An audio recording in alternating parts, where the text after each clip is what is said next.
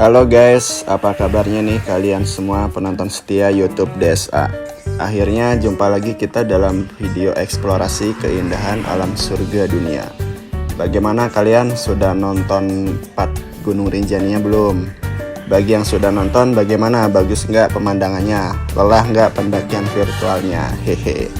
Semoga pendakian virtualnya menyenangkan ya. Kali ini gue mau sambung cerita explore Lombok setelah turun mendaki Gunung Rinjani.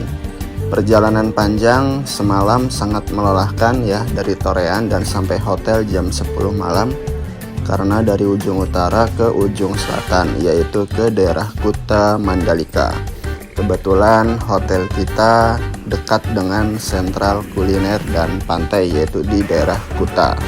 Kaki pegel ya guys ya, buat jalan terasa linu. Di hari pertama kita ada di Kuta Mandalika. Kita masih gunakan waktu untuk pemulihan tenaga karena efek lelahnya masih terasa. Baru saat sore tiba, kita mau coba jalan-jalan ke pantai yang dekat-dekat Kuta saja. Jarak dari hotel ke pantai sangat dekat, sehingga kita putuskan untuk jalan kaki saja. Coba makan ini, coba dengar suaranya ya. Ya, sambil melemaskan otot-otot kaki yang pegalinu ini guys. Saat waktu sore seperti ini, suasana Kuta masih lengang ya, terlihat sepi. Biasanya mungkin nanti ketika maghrib tiba, kafe-kafe mulai padat, mulai dipenuhi oleh turis mancanegara. Ya, sepertinya pantai Kuta tidak terlalu ramai. Apa karena bukan musim liburan ya? Tapi bagus sih begini, serasa private gitu, serasa jadi milik sendiri, asik. Sekitar jalan kaki 10 menit kita sampai di Pantai Kuta. Pantai Kuta yang kita singgahi ini dekat dengan kampung nelayan. Jadi banyak perahu nelayan yang bersandar. Suasana sejuk, angin sore yang sepoi-sepoi ya, sambil menikmati degan yang segar ini. Selain itu, pantai ini memiliki ombak yang tenang, jadi terasa lebih asik aja untuk menikmati segala kondisi pantai ini. Waktu gua kesana tidak ada tiket masuk ya. Apa karena memang sepi? Apa karena memang petugasnya sudah pulang? Soalnya memang kita sore sih. Kita tidak membayar tiket masuk, kita langsung masuk aja, singgah, duduk-duduk. Paling kita beli degannya saja ya, air kelapa seharga 15.000 per satu buah kelapa.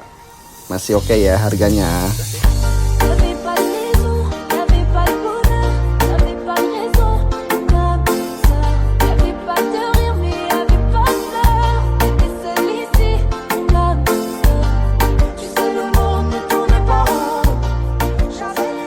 Oh iya, kalau kalian amati baju gua yang gua pakai ini terbalik ya guys. Haha. Yang seharusnya kerahnya ada untuk di depan, ini malah terpasang ke belakang. Pantesan nih leher agak kecekek. Hehe.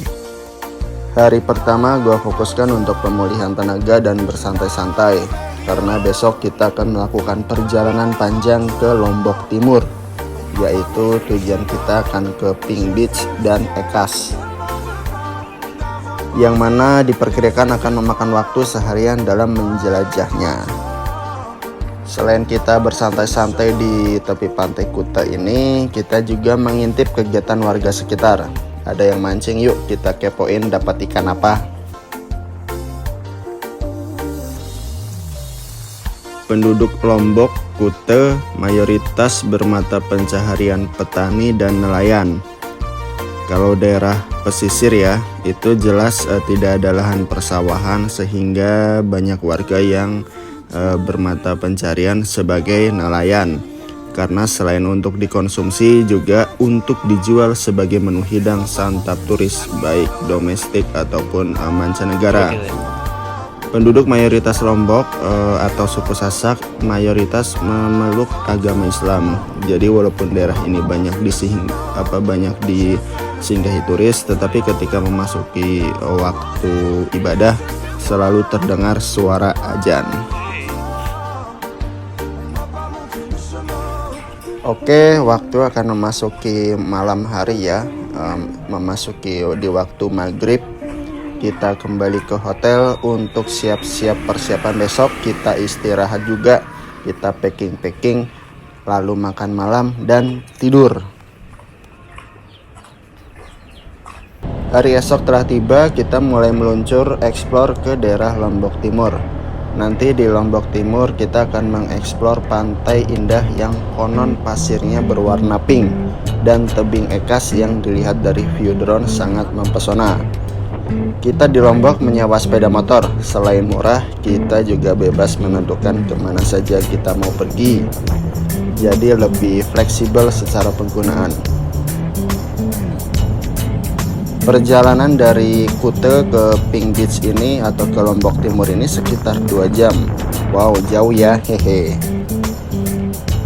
Sepanjang perjalanan tidak tampak ramai jalannya ya. Ya mungkin di waktu dalam pandangan gua ya mungkin 2-5 motor saja yang teramati berlalu lalang.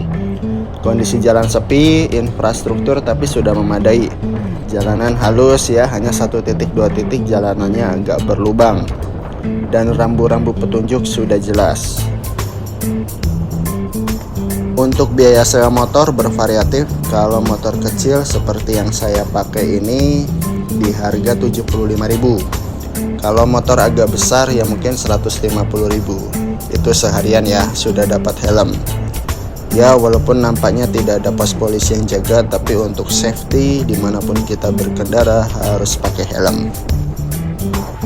Gue sendiri agak awam dengan Pink Beach, sehingga masih banyak mencari referensi dari internet dan sosial media khususnya. Dari hasil penelusuran gua, Pink Beach ini ternyata ada 3 titik ya. Anggaplah Pink Beach 1, 2, dan 3. Nah pasir yang warnanya sangat kuat itu menurut penelusuran gua itu ada di Pink Beach 1. Nah kita lagi menuju ke Pink Beach 1 nih dengan petunjuk map. Sempat kesasar juga nih ke ladang jagung, hahaha.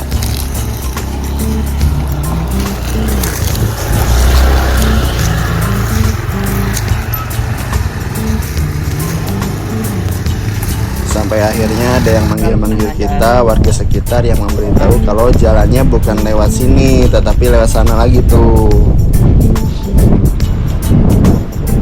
WhatsApp men. Ayo, udah ada apa-apa nih. Video-video. Oke, kita sampai di pantai Pink Beach 1. Sepi banget ya, ini seperti ladang aja, seperti sawah gitu. Nggak ada apa-apa, nggak ada pengunjung, nggak ada sarana prasarana. Kita juga bingung ini turunnya mau dari jalur yang mana gitu. Pokoknya nggak ada orang lah. Tapi aslinya pantainya bersih sih ini. Ini kalau kita turun pantainya bersih banget. Namun kita memutuskan untuk ke Pink Beach 3. Pantai ini yang memiliki petunjuk ya. Jadi dari perempatan itu sebetulnya petunjuk jalan menunjukkan bahwa Pink Beach itu lurus, tapi kita nih belok ke kiri karena kita ngikutin map yaitu menuju ke Pink Beach 1 gitu. Nah ke pantai Pink Beach 3 ini sudah ada rambunya dan aslinya di depan kita juga ada motor bule yang ternyata mereka juga lurus. Karena kita ikutin maps ke Pink Beach 1 ya akhirnya ya kita kesasar juga gitu. Oke, kita melanjutkan ke Pink Beach 3. Kita si Farid isi bensin dulu karena motornya dia ngadat-ngadatan tuh. Katanya gasnya tersendal-sendal, mungkin karena efek saluran atau saringan kali ya, saringan bensin.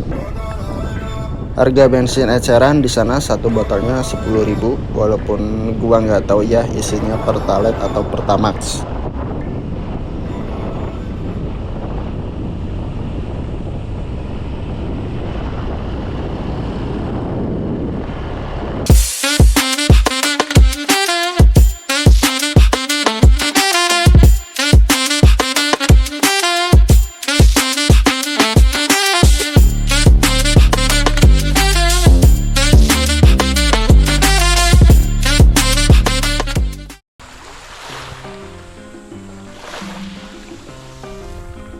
Oke, setelah kita melewati beberapa menit perjalanan, akhirnya kita sampai di Pink Beach 3.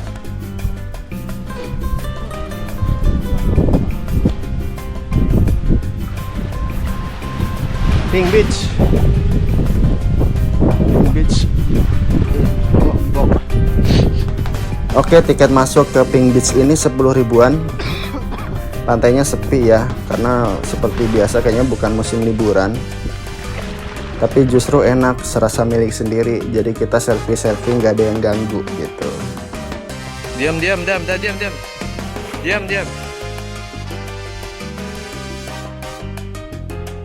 Sekarang kita ada di Pink Beach.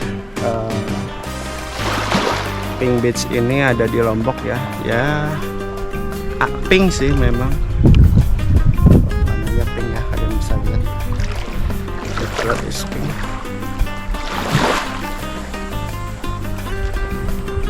Ya. Bagaimana kalau kita lari? Setelah kita salin pakaian, kita langsung gas main air. Ombaknya tenang ya, jadi sangat enjoy untuk berenang bersantai-santai. Warna pasirnya sebetulnya kurang begitu pink, tapi kalau dilihat dari view aerial mungkin warna pink sedikit bisa terlihat, atau mungkin warna pink akan jauh lebih menguat di jam-jam tertentu, antara pagi mungkin ya, di jam 8, 9, atau 10. Di Pantai Pink sudah tersedia sarana prasarana seperti warung, ada tempat makan, warung makan, ada toilet, kamar mandi, bahkan musolanya bagus. Sudah terkonsep rapih pokoknya. Selama gua di Pink Beach ini, sampah yang berceceran di pantai hampir tidak terlihat. Memang bersih sepanjang mata memandang. Pasir itu merata putih gitu, hampir nggak terlihat sampah-sampah yang sifatnya non organik ya. Pokoknya memang untuk keindahan pantai sih, memang Indonesia Timur itu memang kiblatnya. Di Lombok suhu sangat panas dan dipastikan gua akan sedikit mengalami perubahan warna kulit, haha, alias gosong. Ya namanya hobi, mau gimana lagi, pigmen kulit nggak bisa ditipu. Kalau asalnya putih, pasti balik ke putih. Taruh.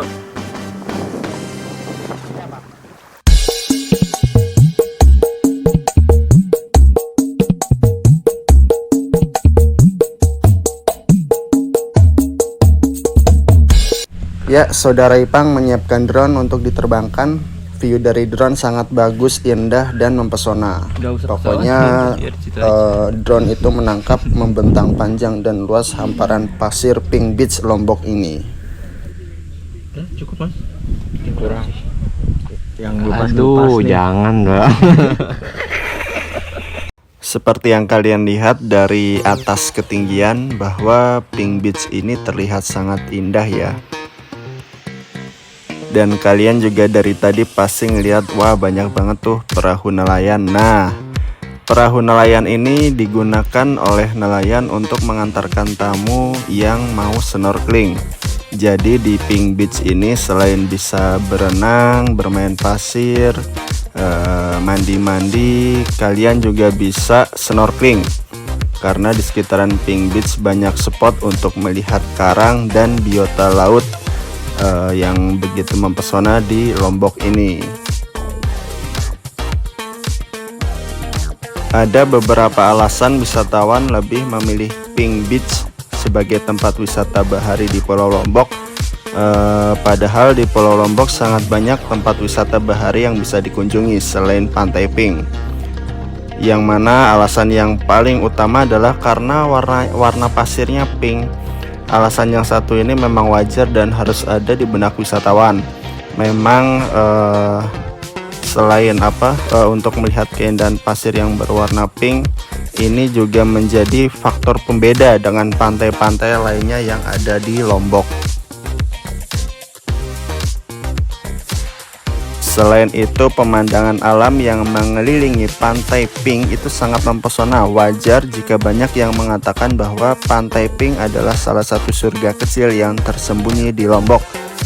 Karena keindahan pantai ini cukup memukau mata bagi siapapun yang mengunjunginya.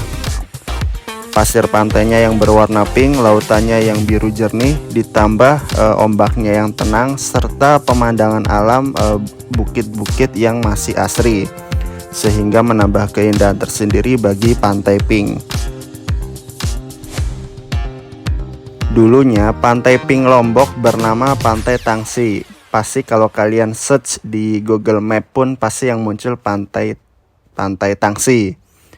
Tidak banyak wisatawan yang mengetahui lokasi yang cukup terpencil ini. Akses menuju Pink Beach Lombok harus menelusuri hutan tropis dan jalan yang rusak.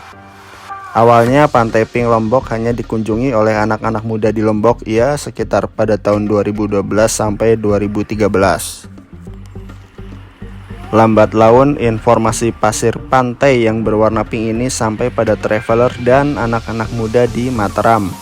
Mereka pun mengunjungi pantai sembari mengabadikan keindahan pantai. Hingga keindahan pantai yang berwarna pink menyebar melalui media sosial sampai viral. Akhirnya pelaku pariwisata di Lombok mengembangkan potensi wisata ini dengan mempromosikan nama baru, yaitu Pink Beach Lombok. Mereka juga membuat alternatif menuju Pink Beach Lombok melalui jalur laut menggunakan boot dengan memanfaatkan dermaga yang telah ada di Tanjung Luar, Lombok Timur. Sampai saat ini, Pantai Tangsi dikenal dengan nama Pink Beach Lombok atau Pantai Pink Lombok. Gua kalau bosan main air, gua juga main ayunan juga, ya main ayunan dari ban bekas. Sambil ya terkadang manjat-manjat pohon gak jelas lah buat kebutuhan video, haha. Yang tadinya pas gua datang itu masih sepi, gua sendirian di pantai ini, sekarang mulai terlihat beberapa pengunjung yang datang. Semuanya dari turis ya. Ya, para pengunjung yang datang semuanya dari turis ya, 1 2 3 orang sudah mulai terlihat. Bahkan tadi sempat bertemu dan berbincang singkat dengan turis asing asal Spanyol bernama Ricardo.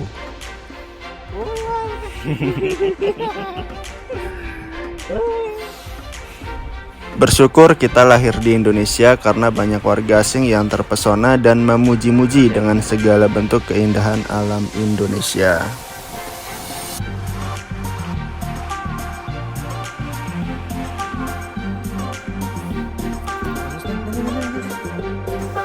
Sektor pariwisata adalah penyumbang yang paling mudah untuk devisa dan pendapatan domestik bruto atau PDB suatu negara.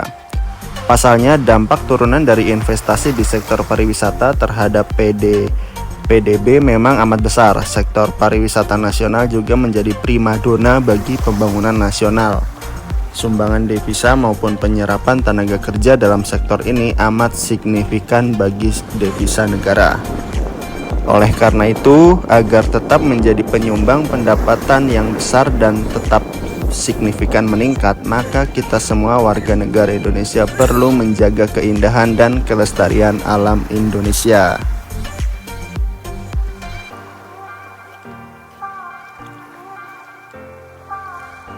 Gua mumpung di Lombok ya, mau menikmati seluruh rangkaian aja, seluruh rangkaian agenda tour dengan enjoy, detik demi detik, menit demi menit, dan jam demi jam. Farid dari tadi nggak terlihat, kelihatannya nggak tertarik mandi, mungkin antara capek atau males atau ribet salin bilas-bilas nanti, atau dia memang nggak bawa salin.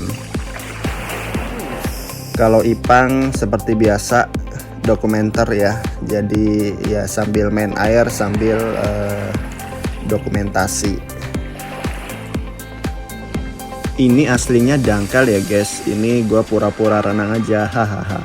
Merendamkan seluruh tubuh soalnya cuaca panas di Lombok, dan aslinya masih bisa sih ke tengah lagi, ke deket-deket perahu. Cuma karena niatnya main air ya, nyantai-nyantai bukan berenang, jadinya cukup di titik-titik yang santai aja.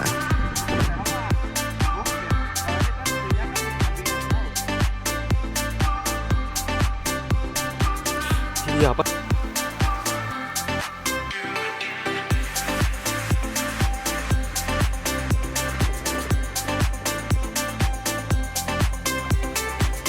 Setelah berpuas-puas berenang, setelah berpuas-puas mengambil dokumentasi cukup banyak, cukup variatif,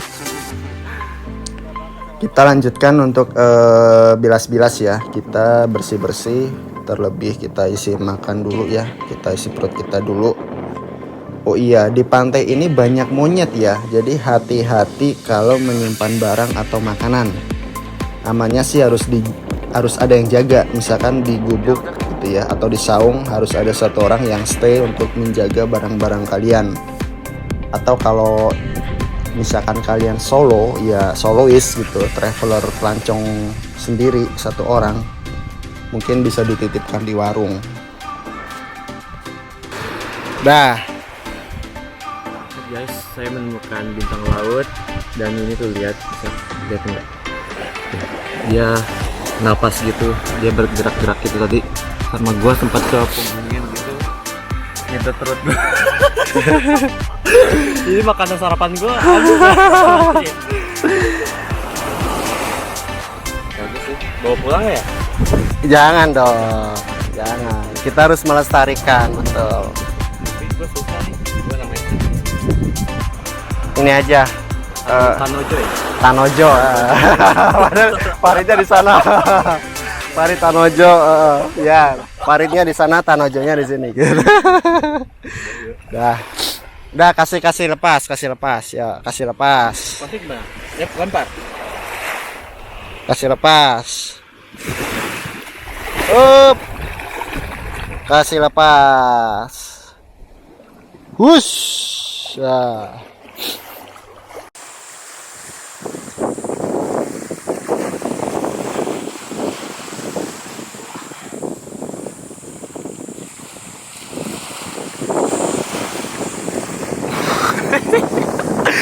Anjir.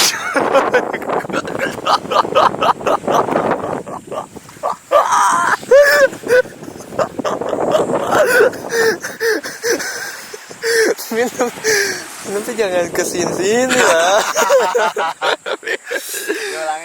Yuk. Sampai situ hilang kesadaran ku masih. Mulutnya di tengah, di center. Lain di pipi.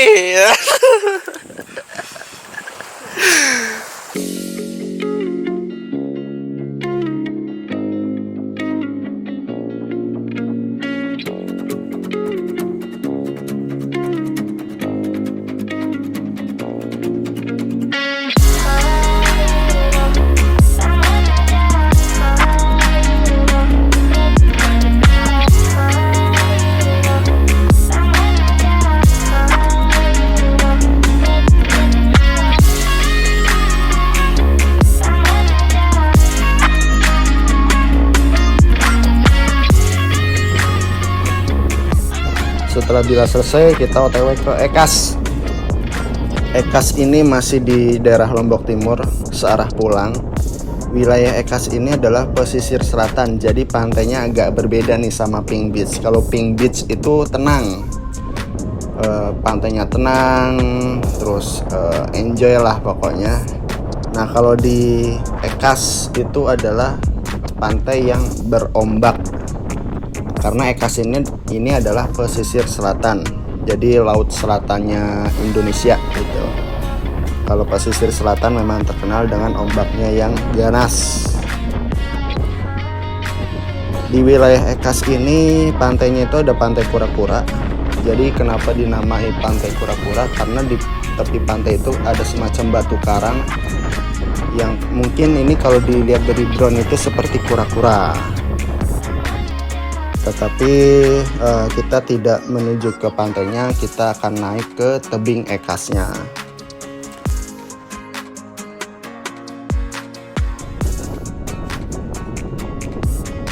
Menurut info warga sekitar atau warga Lombok, waktu yang tepat atau waktu terbaik untuk ke tebing Ekas itu saat ladang jagungnya menghijau.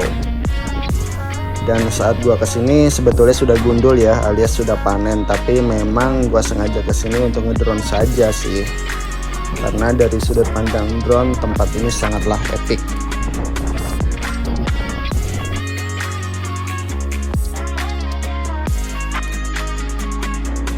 Perjalanan dari Pink Beach ke Ekas sekitar 30 menitan lah. Infrastruktur jalan sudah bagus, rapi, halus. Ada tiket masuk senilai 10.000. Motor diparkir di gubuk bawah, kemudian kita naik ke bukit. Ya seperti yang kalian lihat ya, tidak ada orang, no one people. Selalu kita yang sendiri ada di tempat-tempat yang indah ini. Ya agak naik sedikit ya untuk mencapai ke tebingnya, naik bukit sedikit, mulai agak tegang juga lutut ya dipakai naik, tapi nggak terlalu tinggi kok. Kita sengaja berkunjung ke Ekas ini untuk mendapatkan dokumentasi aerial dari drone.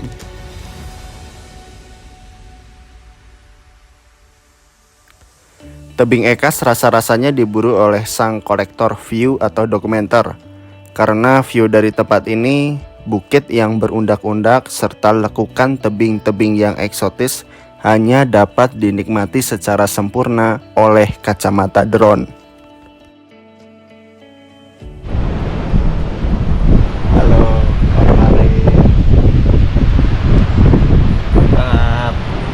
Capek ya? Enggak sih, enggak. Nyiksa aja. Nyiksa. Repot, nyiksa, udah lengkap ini. Iya.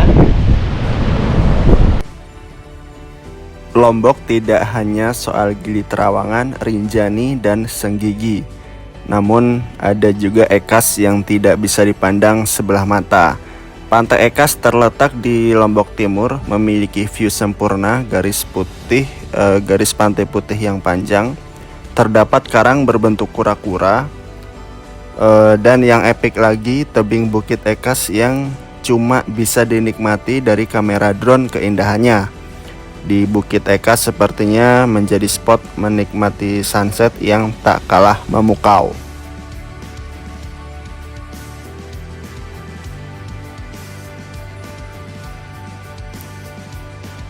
Keren banget ya view-nya, sampai bingung mau mendeskripsikannya seperti apa.